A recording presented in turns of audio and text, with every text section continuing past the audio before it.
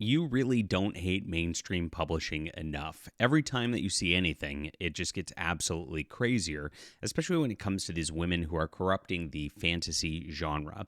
Now, they've just taken it over. If you go to any bookstore shelves, it's this romantasy garbage out there, which is usually women hooking up with monsters, literally monsters. It's a weird sort of like fetish fantasy where they want to push I don't know what. It just doesn't make any sense. But it gets their like creepy desires out, and then they justify it like it's just reading a book rather than like watching, some Pornhub thing, which is basically the same thing they're getting out of it.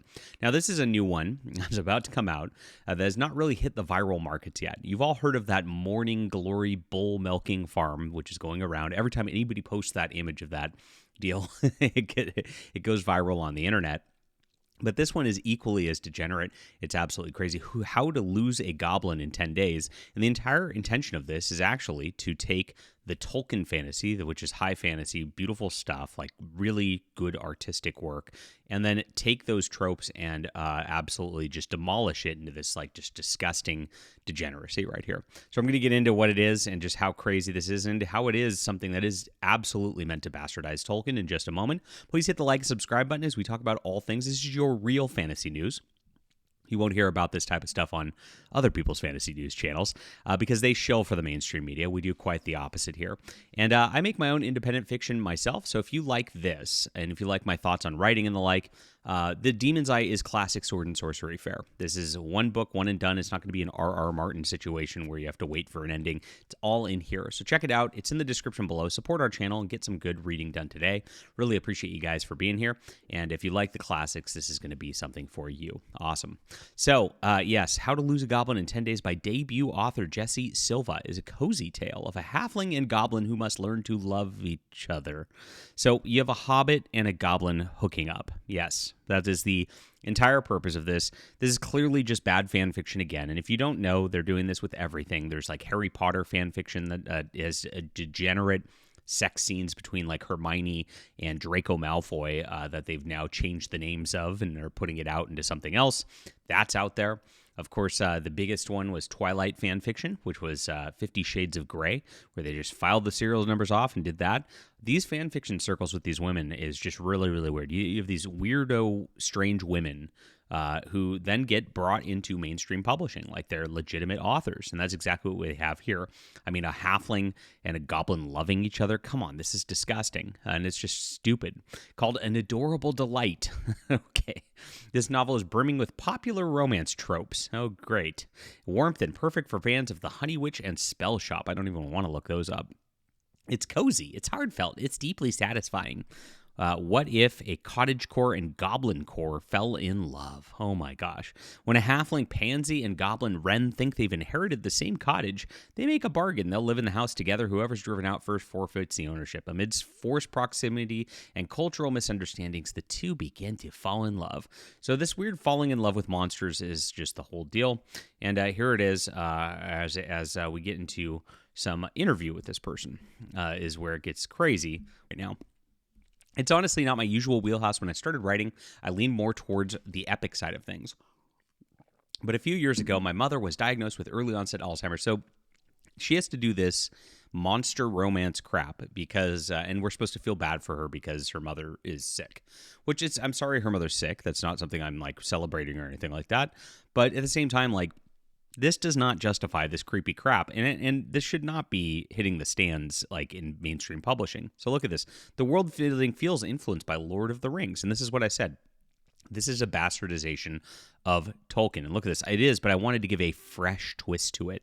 This is what they always say. They like to do a fresh twist. And, I think Tolkien warned about this. Evil can never create, just twist and corrupt, right? And that's exactly it. What's been done here, right? So when people think of fantasy, Tolkien is one of the first things they think of. It's so well known. Halflings automatically make you think of Frodo and Bilbo Baggins. Goblins are always evil. Wizards are always good. I wanted to have a different take on that. Yeah, so it's subversion of Tolkien is really what's going on here 100% of the time. And this is where it goes even more degenerate, right? It's always so crazy and degenerate, and you could tell just by looking at this lady that she's got some problems right within the head here. Here's where we go, guys.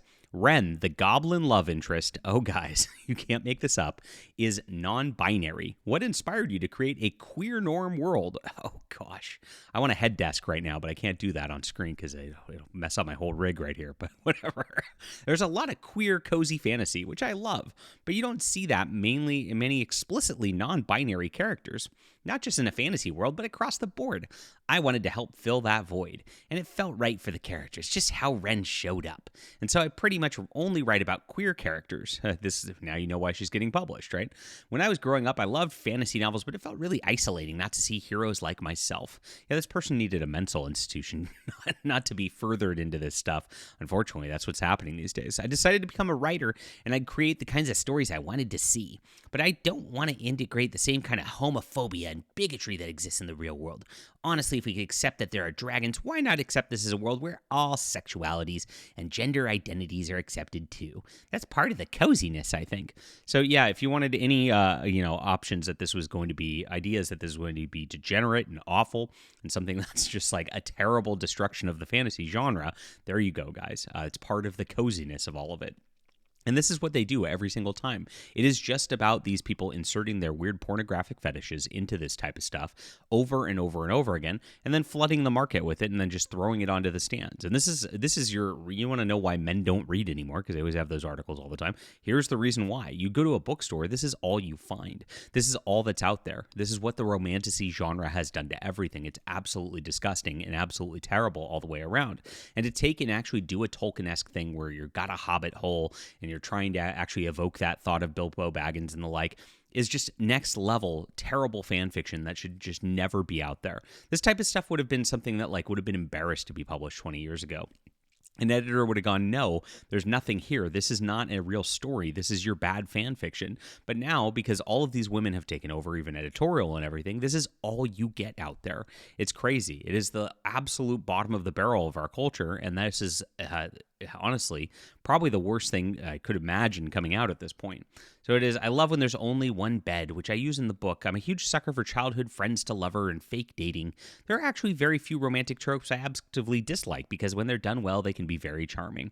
So it's about the, again, fetish tropes again, once more. I love the cottagecore aesthetic that goes along with halflings, but I'm more of a goblin inside. Yeah, I guess she's honest. My gosh. My desk is organized chaos. I wouldn't do very well in an orderly halfling way of life. And that's what these people are. They are goblins corrupting the industry. And it is their fantasy of just having a non-binary goblin. That is her self-insert. It's not the halfling that's the self-insert. And that's kind of the weird thing about all this all the way around. What an interesting psychological phenomenon, but terrible books. All right, leave a comment down below. Hit the like and subscribe button, guys. Oh my gosh, what a rabbit hole. And please check out The Demon's Eye for Real Fantasy. It's in the description below. Really appreciate you guys for reading. We'll be back soon.